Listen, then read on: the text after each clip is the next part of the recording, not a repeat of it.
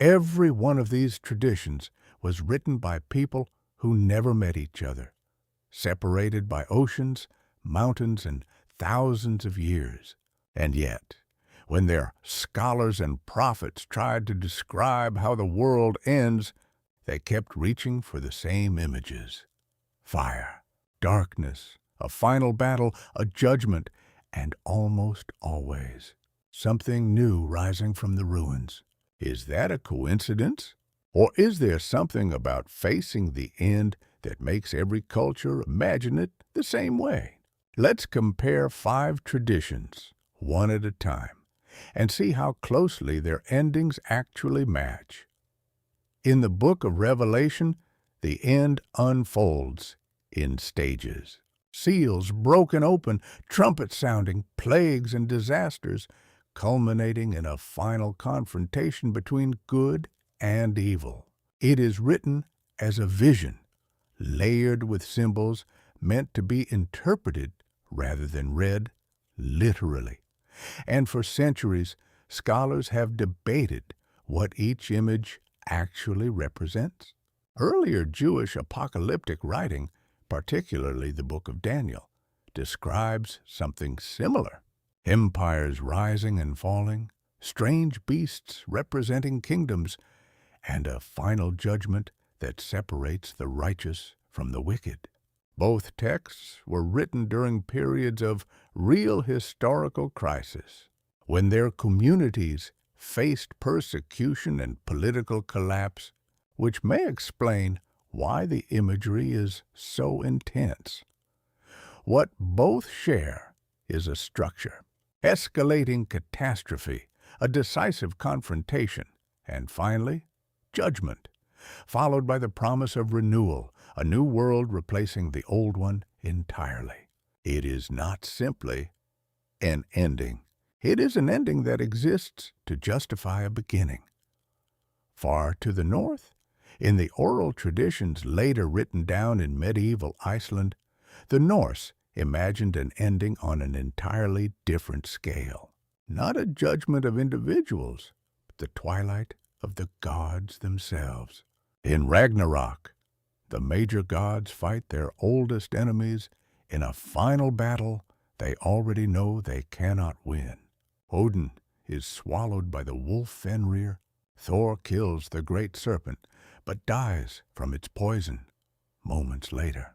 The sun goes dark, the stars vanish, and the world sinks into the sea.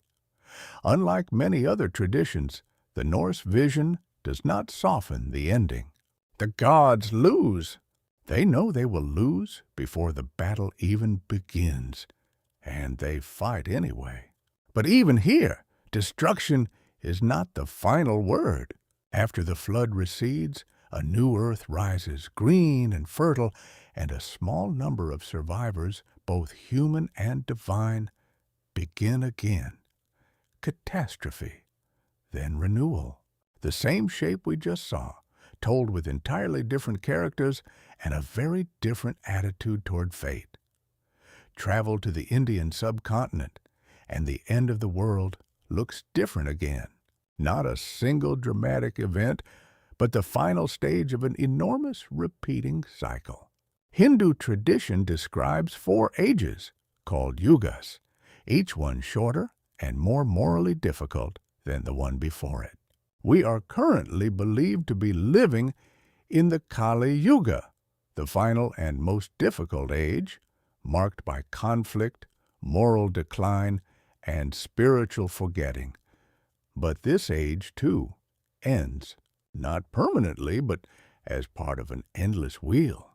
When the Kali Yuga concludes, tradition holds that the cycle resets, and a new golden age begins, starting the 4 stages over again, over and over, without any final stopping point. Here, the end is not an end at all. It is a turn of a wheel that has already turned before and will turn again, long after anyone alive today is gone.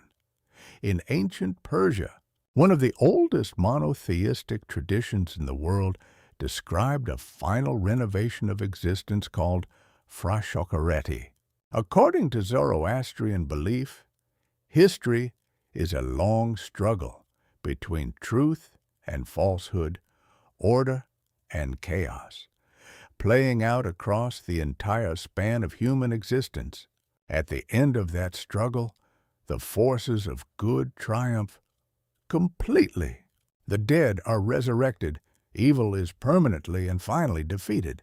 Molten metal purifies the earth, and the world is renewed into a perfect, lasting state. This tradition may be one of the earliest sources for the idea of a final judgment, followed by bodily resurrection and a perfected world. Historians have long noted that Zoroastrian communities lived in close contact with Jewish communities during the Persian Empire, and many believe this tradition may have influenced later Jewish, Christian, and Islamic apocalyptic thought through centuries of cultural exchange across the ancient Near East. Finally, cross an ocean to Mesoamerica. Aztec tradition described the history of the world as a sequence of ages, each one ruled by a different sun, and each one ending in a specific kind of catastrophe. Devouring jaguars ended the first sun. Hurricanes ended the second. Fire raining from the sky ended the third. A great flood ended the fourth. According to this tradition, 4 previous suns had already been destroyed before the current fifth age began, the one we are living in now. According to that belief system, notably, this tradition assumed the current age would eventually end too, in an earthquake, only to be followed once again by a new sun and a new beginning. The Aztec calendar stone, one of the most recognizable artifacts from that civilization, was carved specifically to record the cycle of suns, a physical monument to the idea that endings are simply part of a much longer pattern. 5 traditions, 5 very different casts of characters, angels and beasts, gods and giants, an endless wheel of time, a final renovation of the world, a sequence of suns. But look closely, and a shape repeats across all of them.